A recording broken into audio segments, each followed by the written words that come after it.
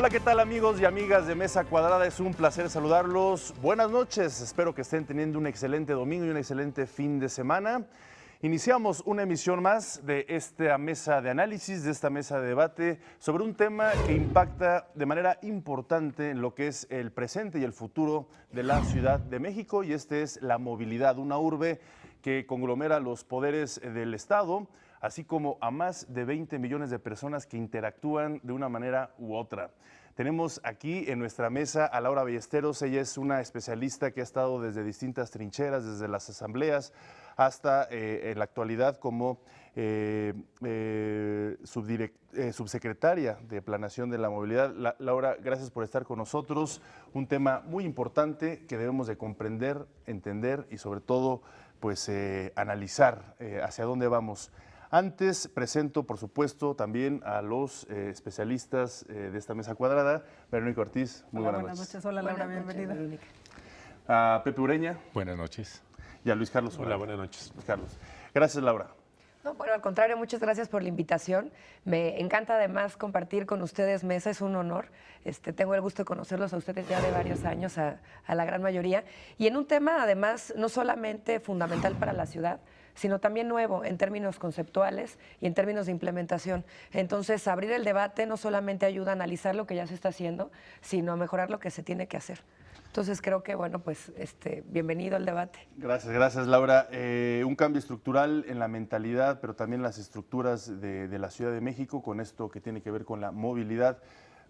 Me gustaría preguntarte, ¿qué es la movilidad? ¿Qué abarca? ¿Cuáles son los ejes? Mira, creo que ahí es donde empezamos en esta discusión de manera muy acertada. La movilidad es un concepto bastante nuevo, sobre todo en nuestro país, en donde antes estábamos mucho más familiarizados con el concepto de transporte y vialidad. Ese es en donde nuestros gobiernos estaban concentrados para generar política pública y acciones. Y movilidad surge precisamente como una contrapropuesta al viejo modelo, al viejo esquema que estaba concentrado en mover únicamente vehículos a través de vialidades. Hoy lo que sucede con la movilidad como concepto es que hace que los gobiernos se concentren en mover personas. Y esto hace que el paradigma cambie completamente, que se invierta no solamente la política pública, sino la planeación, el presupuesto, porque hoy entonces se comprende que una vía es mucho más eficiente si transporta al mayor número de personas posible y no hacia el mayor número de vehículos posible. Y ojo, esto, insisto, habla de una dimensión de 180 grados de diferencia. Entonces entramos de lleno al concepto cuando nos dice que movilidad son los traslados que hacen las personas para llegar del punto A al punto B de la manera más rápida, más accesible, más eficiente, más segura y con ciertos principios que nos permiten como política pública generar ese término. Pero insisto, es profundamente humanista el concepto, pone a la persona en el centro y alrededor de eso todos los sistemas distintos hoy de movilidad para ponerlos a su disposición. Las mercancías entran dentro del concepto, pero como una cosa secundaria después de las personas. Bueno, sí, conceptualmente sí, sin embargo, entra dentro de este ecosistema de movilidad. Es decir, la persona está en el centro, si el servicio que se le va a proveer es de algún bien, entra justamente en el ecosistema. Sin embargo, es cómo organizas este ecosistema alrededor de esta persona en específico. Hay 6 ejes que tiene la ciudad hoy en materia de movilidad, sin quererme adelantar, porque ha habido todo un proceso que quisiera comentarles para que más o menos sepamos cómo hemos llegado aquí. Pero hay uno de los principios del Plan Integral de Movilidad, que tiene 6 ejes estratégicos, es precisamente transporte de carga.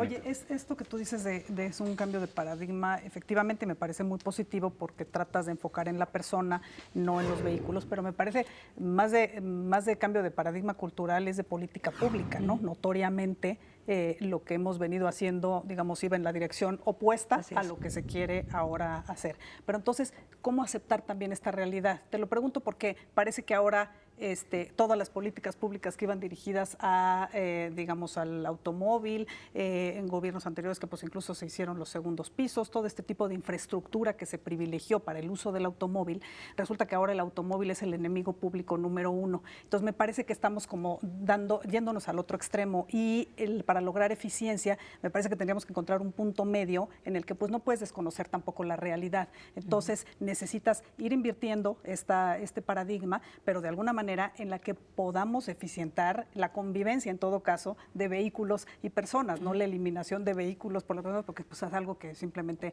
no se puede. Entonces, sí me gustaría tu reacción, porque sí siento que estamos llegando a un momento de crispación en el que no estamos ni para un lado ni para el otro, y en el que lo que hay es una ineficiencia absoluta, y estamos en una ciudad saturada, congestionada y sin alternativas de movilidad.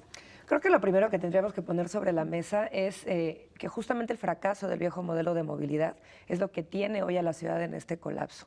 Es decir, no es los últimos 2 años de transición, que ahorita entro a ese punto también, lo que hoy nos tiene en este proceso. El haber invertido durante las últimas 2 décadas el 73% del presupuesto de infraestructura de la ciudad en infraestructura para coche, lo que ha hecho, y estamos hablando de ampliación de vialidades, segundos pisos, todas las vialidades, aunque hayan sido de cuota algunas de ellas, e incluso en política de estacionamiento equivocado, ¿no? Antes era mucho más aceptado hacer estacionamiento cerca de los puntos de destino, que es en donde se están donde la gente quiere llegar, y eso pues se perdió de vista que lo que nos estaba generando era mayores viajes, ¿no? Estaba orientando el tránsito hacia esa zona, porque además había donde estacionar el automóvil. Todo esto ha sido contraintuitivo a lo que de verdad se tenía que hacer. Entonces, punto número 1, lo que hoy ocasiona el tráfico es un colapso de un sistema que invirtió la mayor parte del presupuesto para infraestructura de coche. ¿Qué hace esto? Que la ciudad entonces haya apostado por una extrema motorización de parque vehicular particular, en donde hoy tenemos 5.5 millones de automóviles circulando todos los días en la Ciudad de México. El 60% vienen del Estado de México, que esto también es un punto importante. Y lo que ha hecho esto es que crezca la compra y el parque, insisto, vehicular en la ciudad. En la Ciudad de México tenemos una tendencia de crecimiento del parque vehicular particular de aproximadamente 89%. En el Estado de México la tendencia es de casi 350% el crecimiento del parque vehicular.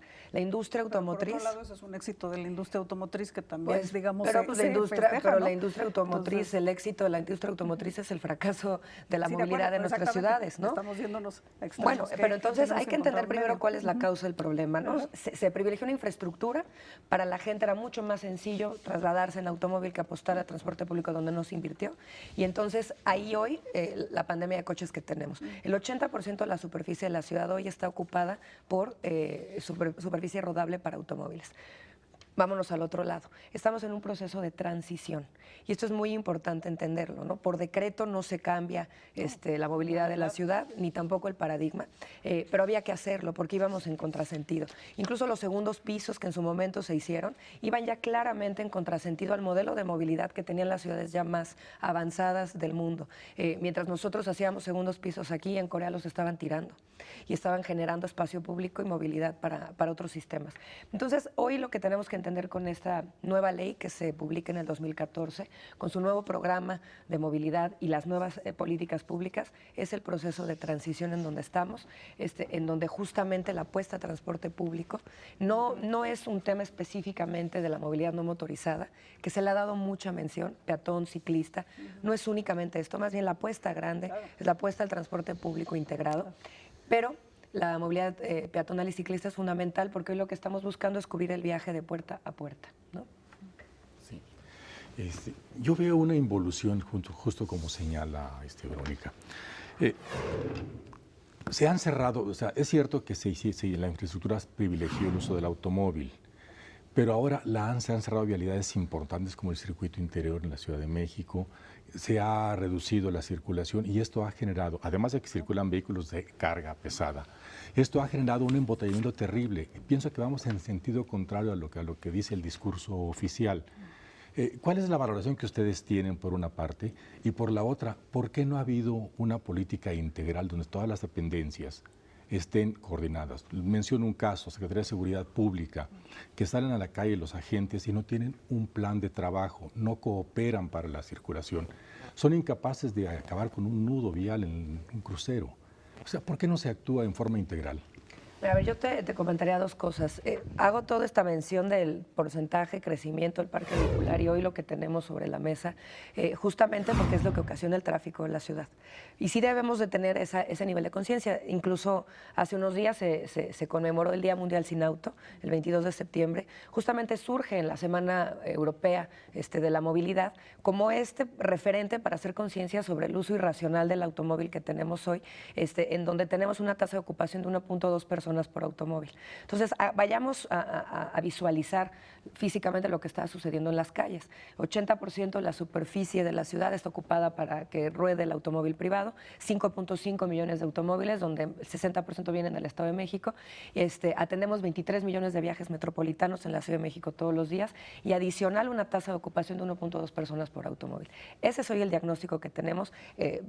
Respondiendo a tu pregunta, lo que tenemos hoy que generar es opciones diferentes para que el auto no sea tu única manera de moverte en la ciudad, donde puedas conectar tus viajes de manera integrada, puedas elegir con libertad y si el auto es una de tus opciones, perfecto. No es una guerra contra el automóvil. Quien quiere seguir usando el auto me parece que está en toda su libertad. Sin embargo, como parte de un ecosistema amplio y a la gente se le echa usuaria cautiva del coche y eso lo tenemos que aceptar. El haber mandado vivir a la gente tan lejos, por eso el 60% del parque vehicular viene del Estado de México. Responde también a un viejo modelo de desarrollo urbano, también fracasado, que mandó a vivir a las personas a 2 horas o 2 horas y media de donde hace vida o de donde trabaja, y eso no solamente nos expandió la ciudad, sino que nos generó una extrema motorización, una vez más, producto de las malas políticas públicas. Hoy estamos parados aquí.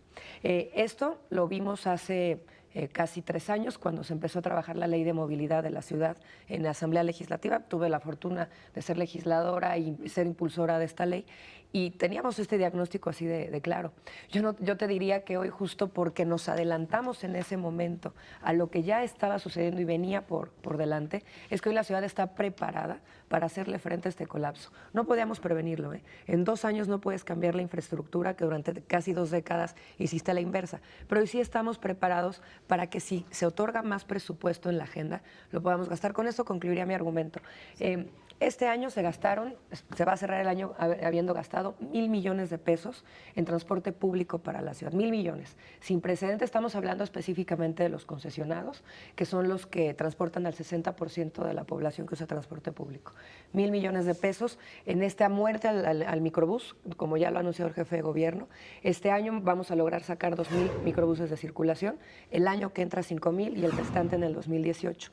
¿Qué quiero decir con esto? Hoy podemos hacer este cambio de paradigma sacando el microbús de circulación, generando una flota de buses sustentables con centros de control para mejorar la operación, cosa que no hubiéramos podido hacer hace un año, ni siquiera me voy a ir hace 2 o 3. Hace un año, si hubiéramos tenido 1,000 millones de pesos para gastar, si no hubiéramos tenido este cambio de paradigma, se los hubieran gastado de nuevo en taxis y microbuses. Déjame nada más, estoy totalmente de acuerdo y se me hace que la parte de transporte público, esa merece más justamente de comunicación. Nada más, retomando el punto de Pepe, yo estoy totalmente de acuerdo con el diagnóstico que haces de la cantidad de autos, ¿no? de la cantidad de viajes que se hacen, pero me parece que el tráfico y el tránsito no solo lo ocasionan los vehículos, y ahí es donde me parece que está sesgada la visión. El tráfico y el tránsito y los embotellamientos los ocasionan calles en pésimo estado, los ocasionan topes generalizados por toda la ciudad, los ocasionan semaforización totalmente deficiente, digo, es hasta absurda, ¿no? Que ves que no hay sincronización en los semáforos, unas policías que no logran, como dice Pepe perfectamente, descongestionar nudos que se hacen, una señalización totalmente, inoperante, digamos, no hay una vialidad que esté bien orientada, bien distribuida, como que a veces te das cuenta que se toman acciones, como dice el de cerrar. Yo me acuerdo justamente, que me parece absurdo, por ejemplo, 20 de noviembre, ¿no? Ponerle unas islas que dices tú, oye, bueno, pues qué bueno que se pongan unas jardineras o no sé qué, pero eso no va a desaparecer los camiones que circulan a todas horas. O sea, hay una anarquía que no puedes tampoco, no ver, ¿no? Que entonces me parece que no es nada más el número de autos, es todo lo que está asociado a que no permitas el flujo. Justamente, si se permitiera, a la par que haces cambio de paradigma, si lo que permitieras es una fluidez en el tráfico, en lugar lugar de entorpecerlo, pues me parece que estaríamos actuando también en el mejor sentido para evitar estos congestionamientos. Las manifestaciones provocan, obviamente, caos viales. O sea, no podemos nada más decir que la sola existencia de los coches generan esa crisis. Ese es mi punto. Ese no es el diagnóstico. De hecho, estamos hablando de eso porque fue la primera pregunta y porque de ahí parte el análisis que se hace para este nuevo paradigma. Justamente todo lo que comentas forma parte del nuevo programa integral de movilidad de la ciudad, en donde tiene 6 ejes estratégicos para trabajar el problema de tránsito en la ciudad, pero también el problema del trayecto. Es decir, solamente el 20% de la población, bueno, hoy el 30%, que eso también quiero abordarlo, tiene automóvil. El resto se mueve en transporte público o en otras formas. Y hay que también decirlo con mucha claridad que se ha estado gastando el presupuesto de manera inequitativa al estar poniendo pues, más del 70% al servicio del 20% que en ese entonces tenía automóvil. Claro. Me gustaría abordar primero cómo se ha cambiado con la mala inversión y el fracaso del viejo modelo, cómo se ha cambiado el reparto modal, y después entraré en los 6 ejes del Programa Integral de Movilidad que abarcan estos temas que estás tú comentando. Punto número 1, en el 2007 se hizo la nueva encuesta origen-destino de la ciudad. Es una lástima que siendo una encuesta tan importante se haga casi cada década. Parte de ello tiene que ver con el costo que tiene. No se ha sabido aprovechar también ya la tecnología que hoy te permite a través de esto tener información en tiempo real sobre los viajes de las personas. Estamos apostando a eso con la nueva encuesta. ¿Quién la elabora? ¿Quién la elabora? UNAM INEGI, lo estamos trabajando con la UNAM y con la INEGI. Sí. De hecho, la estábamos tirando este año, pero nos tocó el periodo de contingencia justo cuando la iban a aplicar y la UNAM aconsejó esperar unos meses porque estaba haciendo un periodo atípico para medir justamente en los 3 meses de contingencia. Y entonces, bueno, estamos esperando, pero es cuestión de meses que ya llegue la nueva encuesta. Pero lo que quiero decir es lo siguiente. En el 2007 el reparto modal era 70% usuarios de transporte público, 20% usuarios de coche y el resto otros sistemas o mayoritariamente compartidos. La tendencia que tenemos hoy en el área de planeación de la ciudad, basados en lo que ha registrado de venta la industria automotriz y obviamente el uso de los sistemas de transporte público, es que ha cambiado en un 10% el reparto modal de la ciudad con las inversiones erróneas que hemos hecho. ¿Qué quiere decir esto? Que hemos bajado el número de usuarios de transporte público al 60%, hemos subido el número de usuarios del coche al 30% y el resultado son los colapsos viales que estamos viendo todos los días. Aunado a esto, vale la pena también señalar, insisto, la continua expansión de las ciudades. En estos 6 ejes que estamos trabajando en la Ciudad de México, tenemos apuesta para resolver cada uno de los problemas, incluida la coordinación interdependencial. Soy politóloga de formación o de deformación y tal vez ahí justamente es en donde encuentro la diferencia con mis colegas urbanistas. Los urbanistas han sido quienes han trabajado esta agenda las últimas décadas. Hay que agradecerles todos los avances que se han hecho, pero nadie había apostado al cambio institucional en esto. Para mí, estoy convencida que el cambio institucional es fundamental, porque el cambio no está en una persona, en un funcionario o en 3, ni siquiera en una administración. Cambiar la movilidad de la ciudad va a ser de largo plazo. Son inversiones de 10, 15, 20 años que requieren además de apuesta federal, si no, no vamos a poder avanzar en la movilidad a escala metropolitana. Y que entonces va a garantizar que haya un espacio especializado de política pública especializada de largo plazo, sin importar quién esté para implementarlo. Tenemos el primer eje, que es desarrollo orientado al transporte, es este eje de cambio modelo de ciudad, donde estamos buscando que la ciudad vaya apostando a ser una ciudad más densa, más compacta, con vivienda popular, usos de suelos mixtos. Que el mejor viaje es el que no se hace. Empezar a reducir hacia cero, que tiendan a cero los viajes de 2 horas y media. Bueno, ese es el corazón de la agenda porque además es donde se casa con la agenda de desarrollo urbano. Número 2, sistemas integrados de transporte público, en donde todo el ecosistema en la ciudad se junta en un solo esquema. Integración física, como con los famosos CETRAM, pero bien hechos. Los CETRAM que tenemos ahorita son tianguis, no son centros de integración. Como el CETRAM Rosario, por ejemplo, es un ejemplo cómo se integran los sistemas físicamente, con integración de modo de pago. Una tarjeta única para todos los sistemas te hace eficiente y seguro. Número 3, la integración de la operación. Que tú puedas tomar decisiones porque te está dando información todos los sistemas, saber cómo hacer tu viaje. 3, calles completas, que es la calle sustentable, compartida, pero también la calle que tiene condiciones óptimas para circularla. Estamos hablando de calles con banquetas, con ciclovías, con carriles confinados de transporte público, con sistemas de parquímetros, con sistemas de circulación para coche y también pues en buenas condiciones. Tenemos también el tema de distribución de mercancías, que es justamente el tema menos trabajado en la ciudad, el que tiene más atraso y en donde pues la solución de la última milla, como dirán los gringos, es lo que nos sigue fallando y lo que genera el congestionamiento. Tenemos cultura de la movilidad, que es el de los más importantes. Ahí estamos hablando de un cambio de paradigma. Nos han hecho contraintuitivos en los últimos años en el uso de la calle. Hemos hecho infraestructura para el coche, no a escala humana. Entonces tú de pronto quieres reducir velocidades para que convivan los otros sistemas, quieres echar abajo los puentes peatonales para hacer cruces a nivel de piso, quieres obedecer las líneas de deseo peatonal y parece que estás hablando chino y además que estás hiriendo profundamente al capitalino con estas medidas. Cuando si te pones a pensar, lo que tendremos que estar todos los días procurando es la movilidad de quien usa automóvil, porque finalmente es la mayoría de la población. Tenemos también movilidad inteligente, que es fundamental también para la ciudad, hacer uso de la innovación y la tecnología para resolver los viajes. Hoy lo que estamos queriendo dar son servicios de movilidad, no nada más camiones y taxis. Laura, ¿cuál es el impacto cuál ha sido el impacto presupuestario sobre la movilidad? La Ciudad de México está enfrentando para 2017 un problema severo. Y claramente eso significa que todos estos proyectos que son muy buenos, muy importantes, pasen a un segundo plano. ¿Cómo ves el presupuesto? Pues mira, es preocupante, ya lo ha dicho el jefe de gobierno, el recorte presupuestal no solamente ha afectado las áreas sociales de la política pública de la ciudad, sino también las de infraestructura. Donde menos se gasta en las ciudades, paradójicamente, es en la infraestructura. Esto ha sido también parte del fracaso del viejo modelo. El 83% de la población en el país vive en ciudades.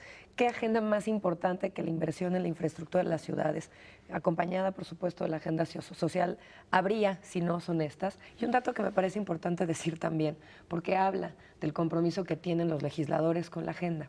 En la Ciudad de México hemos ido avanzando mucho en la agenda de movilidad, incluso también con el Círculo Rojo.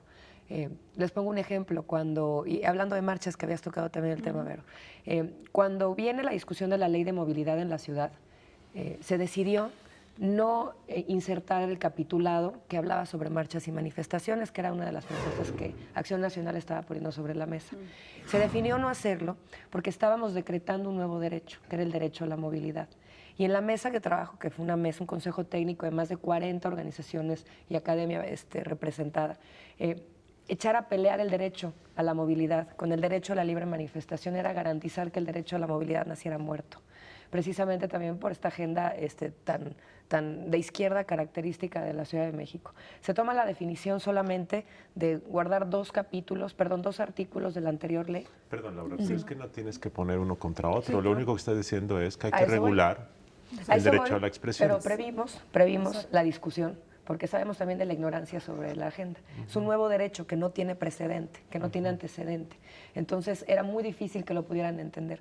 Tuvimos una pequeña discusión en la Asamblea, todavía aún con toda la definición de pasar a otra legislación, la ley de marchas, que ojo, también, y lo dije en su momento con la discusión de la Suprema Corte al respecto, los dos artículos que tiene la ley sobre marchas venían en la anterior ley de transporte, no son ninguna invención. Es que avisen. Tienen que avisar, la ciudad tiene que tomar previsiones para que puedan garantizarles a ustedes sus derechos.